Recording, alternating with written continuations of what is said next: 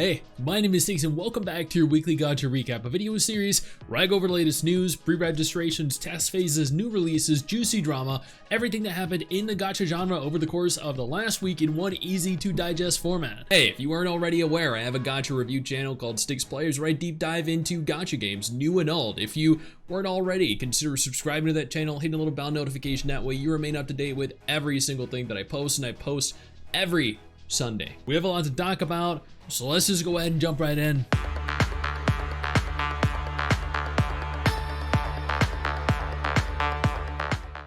Sega has officially registered the Persona5X.com domain. This is the global Persona 5, the Phantom X website. The global version of the game is therefore very close to being announced. This is big news because I mean, up until this point, there wasn't really anything official. We still don't have a confirmation yet of any kind of release window, but this is good enough. 2 days ago, Arknights and Limbus Company announced that they were going to be holding a collaborative event scheduled for 2025.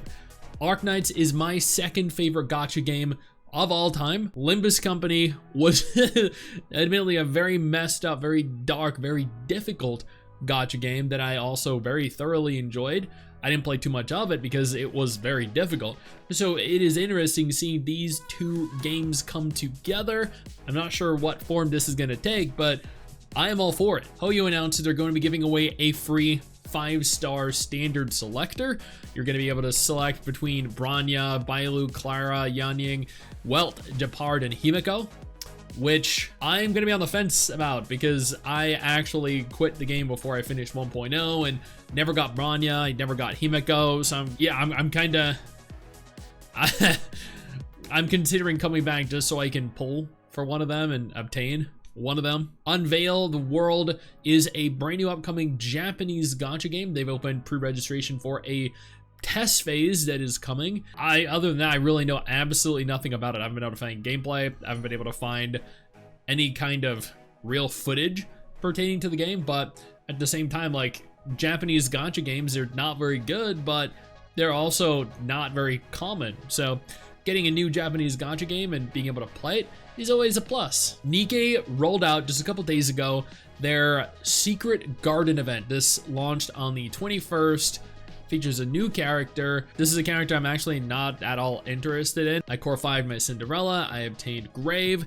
I have absolutely no intention of spending anything until like the half anniversary event or the anniversary event or whatever's coming at the end of this year. Girls Frontline 2 can now be pre-registered for on Steam. They also announced that the game is officially launching on December 3rd.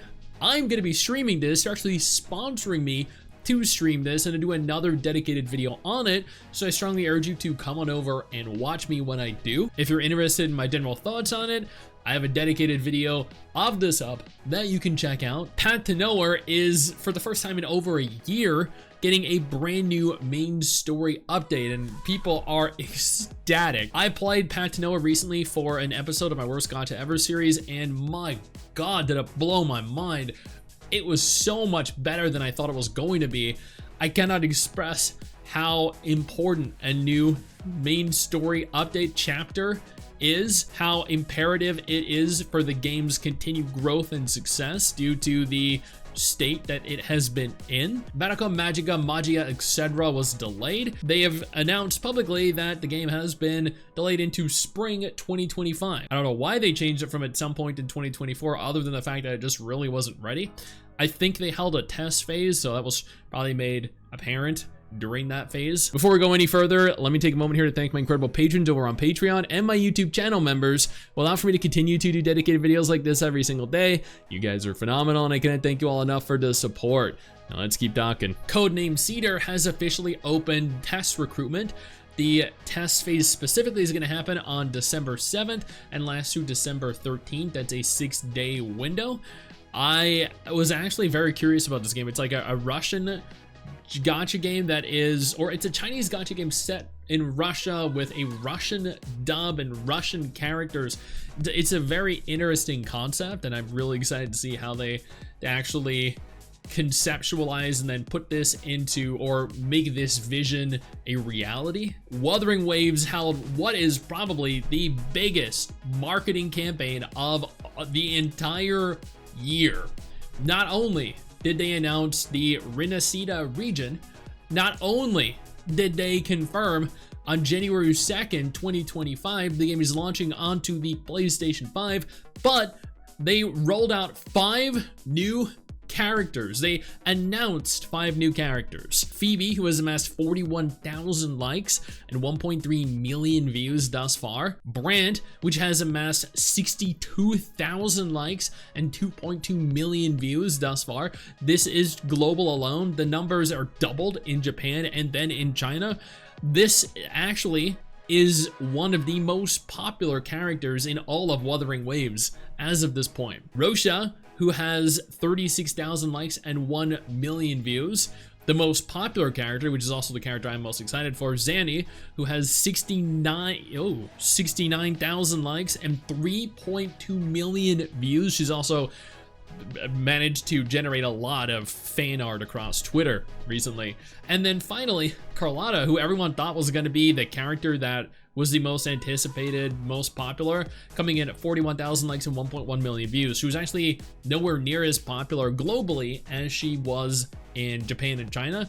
They prefer her over Zanny, but global prefers Zanny over Carlotta. So very, very interesting difference in terms of popularity and likes between regions. And finally, to end the Wuthering Waves segment, the Game Awards 2024 nominated Wuthering Waves for the best mobile game, and they're giving away 1,000 asteroids in appreciation for this. So awesome, there's a free 10 poll, or almost a free 10 poll, like a free, 2/3 of a 10 poll. Keeping on Kudo theme here, Punishing Gray Raven made the biggest announcement since their debut.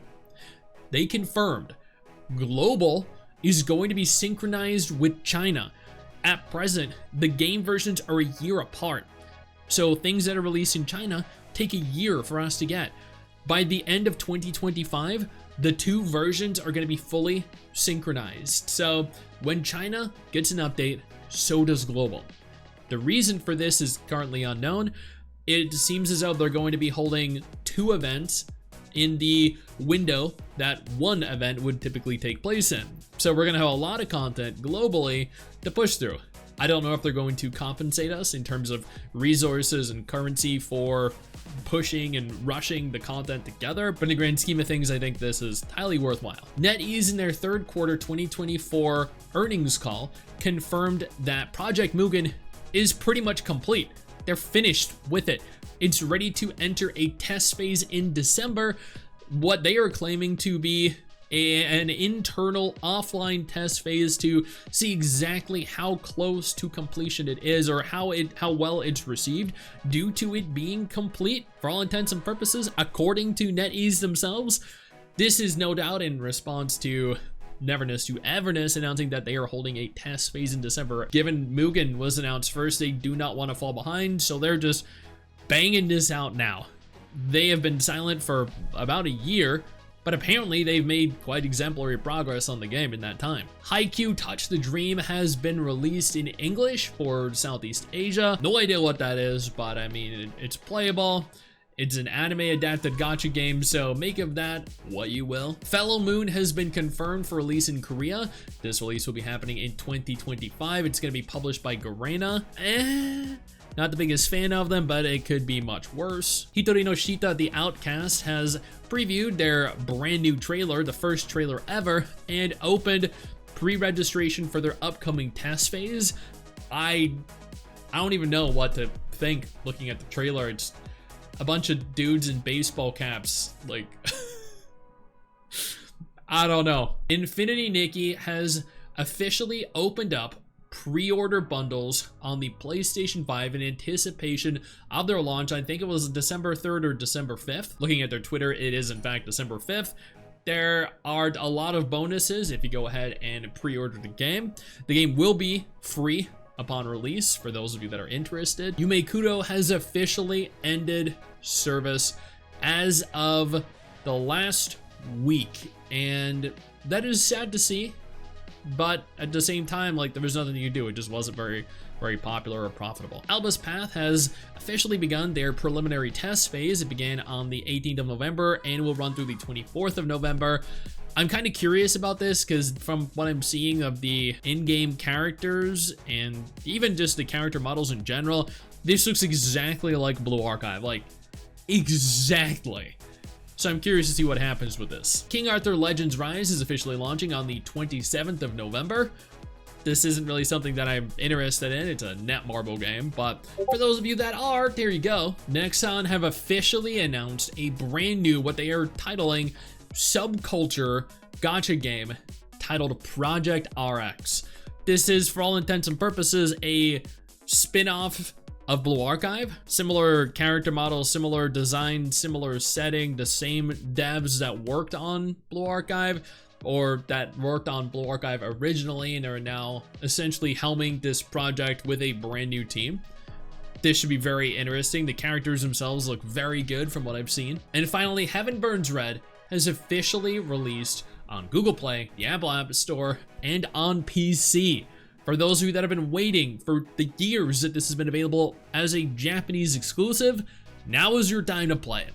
And that is everything that happened in the gacha genre over the course of the last week. Hopefully you're up to date with everything going on. There was a lot that we had to cover. Hey you, where do you think you're going? Don't you close out of this tab. I didn't give you permission to do that. Sit your ass back down. Click one of the 2 videos that are gonna be on screen in just a moment and keep watching my content. Keep enjoying my content.